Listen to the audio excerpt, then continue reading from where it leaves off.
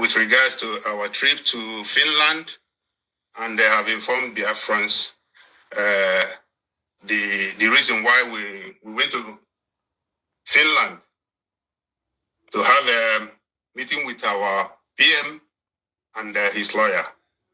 Our trip to Finland was an official trip to find out or fine-tune how to respond to our PM's problem, how to help him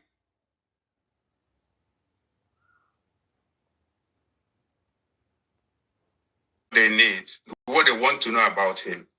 And that was the primary purpose of our visit. And I must say that the visit was a huge success. We had a very good time with him. We spent 45 minutes with him.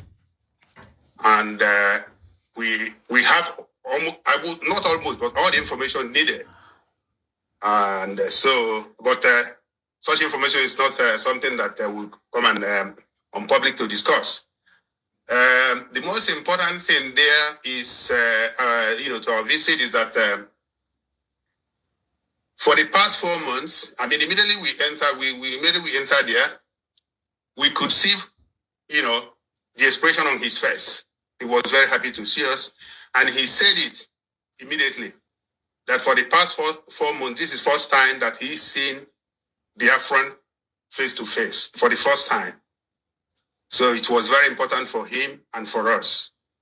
Of course, it was very emotional for us. What we controlled our emotions, and then we had a really good time and conversation with him.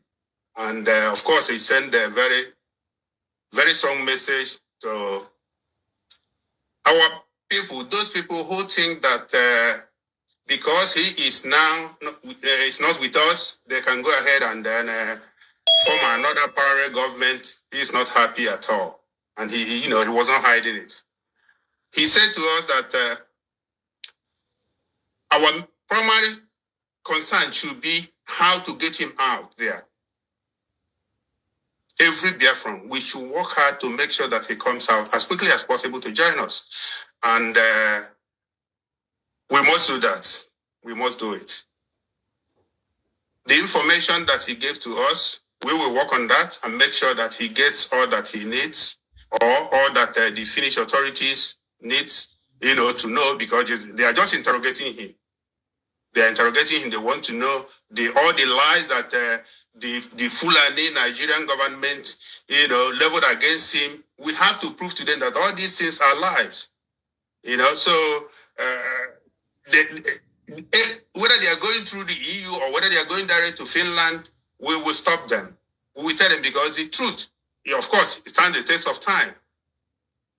The interrogation will come to an end very soon. And he will join us very soon, because immediately after that interrogation, and we believe that he doesn't have any case to answer, because what he's doing is for the interest of Biafrans, and he is not the one causing the war in Biafra land. The war has been there before even joined the Biafran struggle. So anyway, let me not go deep there. His message to all of us is, first of all, greetings. He greets everybody. He loves all of us, and he's missing us. And very soon, he will join us. He will join us very soon. I know that some people will be saying, we have said time without number, very soon. But believe me, very soon, he will join us. And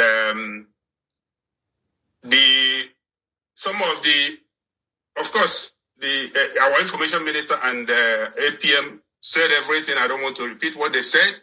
Our honorable Obi will also, add some few things that, our experience in Finland. I think she will also tell you what we went through, or what we had, our discussion with our PM. And if there are more things that maybe I will remember, I'll come back again. But for the moment, let me hand the mic over to Honorable Obi. Honorable Obi, please go ahead.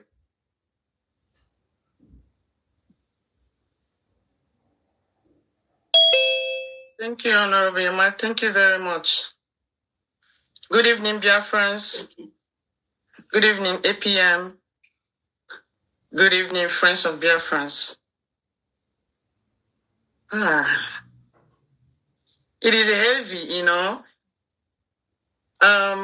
First of all, I will start by thanking everyone here that is doing the needful. And I want to thank the Biafra de facto government in homeland, the BDF, Onowaka. I want to thank our APM for everything he do. It's not easy. Not at all. Anybody will say it, you are APM. It's just a party. It's not. You are the one that taking the calls in the middle of the night, during the day, any time of the day. Thank you so much for all you do. I want to thank our men and women in the media. The Minister of Information and his deputy, Honorable Raphael and Honorable Sonny. You guys are doing amazing. Every day, I listen to you guys on the space. And I listen to our sensible men and women talking, trying to bring senses into those that have lost their senses. It gives me joy, and I appreciate you all. Don't think nobody sees it. You guys will go down in history. Thank you so much. I want to thank the honorable ministers, the reps, the admins, for all the works that you have been doing, for realizing the truth earlier before any other, and stood strong for what PM, Oyendu, and Biafrans has built all these years. I thank you all so much from the bottom of my heart. I want to thank friends of Biafrans, those that are not Biafrans, they love what we do. Those that recognize that freedom, there is nothing to compare with freedom. I thank you all for all your support. We see you. So, like Honorable Yamas has said, yes, the visit was good. It was, when you go in there, you think you're going for a visit, you know what you're going there to do. But when you eventually got in, you realize this is a different place. It's a different place. It's not meant for people like us. It's not meant for our Prime Minister. He do not deserve it, honestly. But he was happy to see us, and we were so happy to see him, looking at him, our PM, a man that we love, a man that has given everything, literally everything, sacrificed everything just to see us free. Watching him sitting down there. Before we got in, we were warned, no touching, no hugging. So we just respected, we sat opposite each other, and we were talking. Our PM was really happy to see us, really. And we as well. So we started talking. And the first thing he asked, how are you guys doing? How are Biafrans doing? I was like, we are supposed to ask you how you're doing, but his primary purpose and first thing he was asking, how are you guys doing? How is Biafrans doing? That shows you a man that cares, even in that place that he's locked up, he cares. He still thinks about Biafrans. He still worries.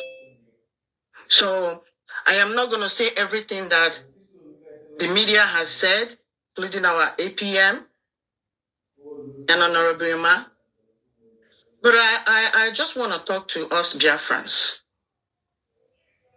You know, when we sat with PM, when he talks with courage, you know, I am like, how do you do this? How do you do this? And he still worries about Biafrans. We are supposed to be the ones worrying for him. You know, he's more concerned how Biafrans are doing. But we told him Biafrans are also worried about him.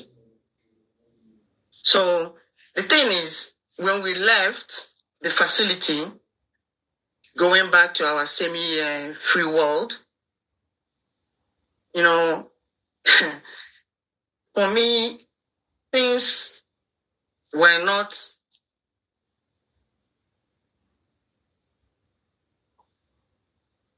was not the same, you know, leaving him behind upon everything he has done for us. Some people decided they're going to sell him. After selling him, they are still stabbing him on the back every day. Every day. But one thing I can tell everyone here today is whatever you do, you will reap. Whatever anybody does, you will reap. The thing is, PM chew and spit on our chest. Then we now chew and spit in his eyes. I didn't. I swear for myself, I didn't. Because I know what we are supposed to be doing. Many of us here know what we are supposed to be doing. Our mission, our destination. But today, for those that have chosen to stay on the sidelines, and those that have chosen to wait till PM comes out, he was saddened. He was saddened about that. Think about it. If we and PM has chosen to wait till Oyendo come out, do you think we will be where we are today? Do you think we will go to Finland and redeclare Biafra? Do you think there will be referendum? None of this would ever happen. Because we didn't wait. Because waiting is the tactic of the enemies. They tell you wait. So while you're waiting, they are slaughtering our people back home. Look at what is going on in our homeland. Ask yourself, you that is waiting, is that what you want? Are you enjoying it? The blood that are flowing in our land. How long are you going to wait till everybody are down? Is that how long are you going to wait? I am encouraging us today. Please, wake up from your slumber. How many of our leaders are they going to take before we realize that it is time to do this thing once and for all? How many of our leaders are they going to take? Are we going to wait until they come for next and... All right, wonderful people, welcome back to this wonderful channel where we bring you back-to-back update and information. And see the hot, in case you have not joined our social media handle, what are you waiting for?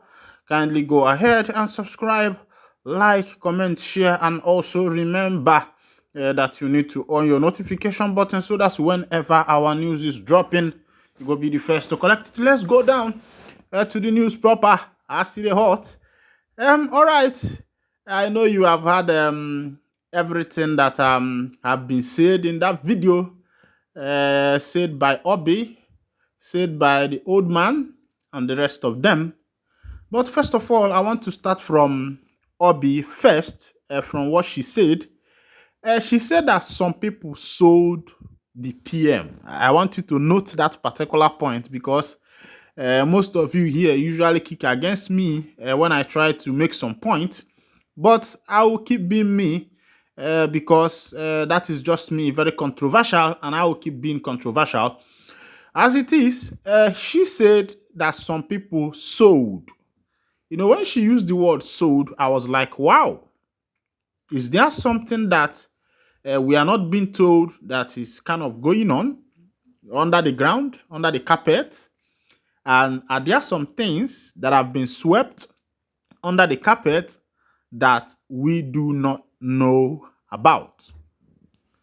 Secondly, before I'll come back to that point, from what the man said, he narrated how they visited the PM, and he said he is still undergoing interrogation. Please don't get me wrong.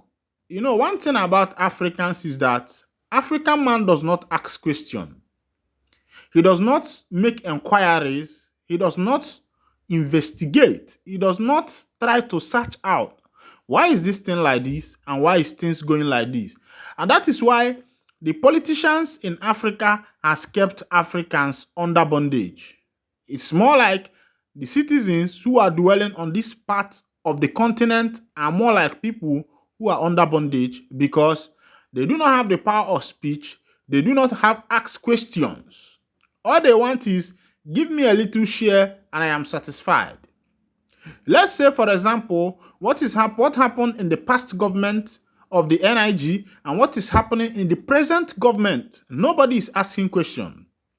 You see a lot of political activists rising up to protest, rising up to ask questions on what is happening, and one way or the other, once they are being given any appointment, you see them being silenced. For example, what the Catholic bishop did in the UN, and he went to UN trying to let them to understand that Nigeria has become a nation with special concern as a result of the killings that is going on with the Fulani herders, the buying. A lot of people are going under the ground without no question. These people maiming and everywhere in Nigeria, and this bishop took it up, letting Americans to know that a lot of people have lost their life as a result of what is called a religious war, and which a lot of people have not been able to agree that this is a religious something. And when America arose to put the nation called NIG under a special concern nation, what happened was that when the bishop came back, the president called him for a meeting. He was given an appointment, and up to today, we have not heard the voice of that man again. I'm using that as an example. Now, with the case that regards the PM, the woman said the PM was sold. The man said he is still undergoing interrogation. And at the end of everything, from the point the woman was making, it's as if the PM is under detention, yes. And it could be that allegedly that he is in prison. Now, the question is, what is the case that he is answering? If it is still under interrogation, does a man who has not been a suspect, who have not yet been proven, is that suspect a culprit? Because a suspect is not yet a culprit until proven. The question is, what kind of interrogation is he undergoing for the past 4 months? What is this interrogation that we have not been able to understand? They say yes, now that some of the things that were discussed there are matters of special concern. It should not be publicized on the social media and the rest of that. I agree, because the matters that concerns a nation sometimes is not what you handle anyhow. But when man is into Kwahama listen to Kaiwati phenomenon. If he was sold, as the woman said, who are the people that sold him? And what is the reason? Of course, I know vividly that the European government is not like the African or Nigerian government, whereby a lot of things are swept under the carpet. They have the technical know-how, they have the way without, they know their onion when it comes to investigation. So why is the investigation still taking long? And another question I want to ask is recording not allowed where the PM is? Maybe taking a video record of him, or maybe taking a audio record of him, at least for the people to hear his voice. We know that you people have gone there, you people have heard his voice, you people have heard from him. And why not allow the people to hear his voice also? This was also what happened during the case of Mazi Nnamdi Kanu. People wanted to hear from him. And of course, he was heard. He was appearing in court. People were taking videos. I don't think Finland is a third world country. They are one of the first world countries where the rule of law is properly enacted. And I think that if Finland is a country where the rule of law is properly enacted, I don't think that you taking a video to that place is prohibited. We actually need to know what is actually happening. And secondly, these people that are visiting him, are there a particular people who are assigned for the visitation or who are allowed to visit him? These are questions that we need to ask ourselves. I know that someone will come up now and start saying all sorts of things to me and the rest of them, but I think we need to start asking questions. If the people of the olden world never ask questions, I don't think that we would be here today. They started asking questions about the law of gravity. They started asking questions about chemistry laws. They started asking questions about that's why you see all these laws, the chemistry law, the Macpherson laws, and the rest of them that brought about everything you and I are enjoying today. It is because people like Aristotle, the philosophers, people like Plato, people like a lot of philosophers who started asking questions about what is happening on the earth. They started finding laws behind this thing, and they were granted access by the Chukwuka, God Almighty, granted them access to these wisdoms. So I think the Biafrans who love their people should not stand in silence, should not stay one side and say, after all, it doesn't concern me. People should start asking questions. The same thing that is happening in the politics of today, where the citizens have refused to ask questions. Nobody wants to know. Nobody asks questions. Nobody cares. They don't care what is happening. They don't care what is coming upon them. They don't care how it is going to be or how it is going to end. All right, this is where I'll be winding down the curtain. And if this is your first time of joining us on this wonderful channel, please kindly go ahead and subscribe, like, comment, share, and also remember to on your notification button so that whenever our news drop, you will be the first. We'll collect them. Thank you for listening. God bless you.